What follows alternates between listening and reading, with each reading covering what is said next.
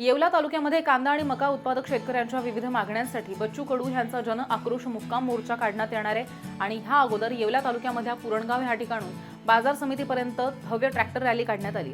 या रॅलीमध्ये ट्रॅक्टरसह मोठ्या संख्येने शेतकरी सुद्धा सहभागी होते। यानंतर बाजार समिती ते प्रांत कार्यालयावरती मोर्चा काढण्यात येणार आहे।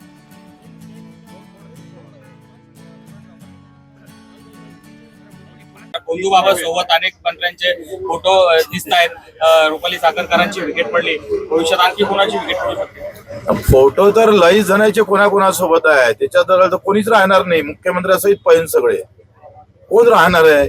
मोदी साहेबांचे फोटो आहे कुठं एखाद्या बंधू बाबा सोबत?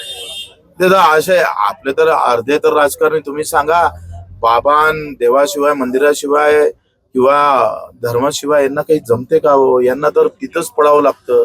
त्याच्यानं हे जर काढत बसलं का नाही तर प्रत्येक इलाख्यातल्या बंधू बाबा सोबत त्यांचे फोटो लागलेले आहे व्यवस्थित। फोटो असून नाही म्हणता येईल आपल्याला काही।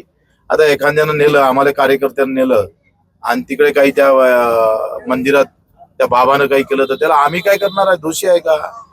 आता मी मगा उदाहरण दिलं, तुमच्यासोबत फोटो काढला आणि तुम्ही तिकडे काय केलं तर मी दोषी आहे का? असं होणार नाही। पण ही जी जमात वाढून राहिली ना बंधू बाबाची, याला कारणे आपणच सगळे आहोत। लोकही तेवढेच कारणे आहे, लोकही तेवढेच जबाबदार आहे। नेते तर आहेच, म्हणजे एवढे खुळे नेते आहे, तिथं जाऊन पाया पसरत, पाया लागतंय, त्याचे पाय धुतय आणि ते म्हणजे कठीण आहे। बापाचे पाय धुतले नसून साले ना त्याचे पाय धुतात, काय करणार?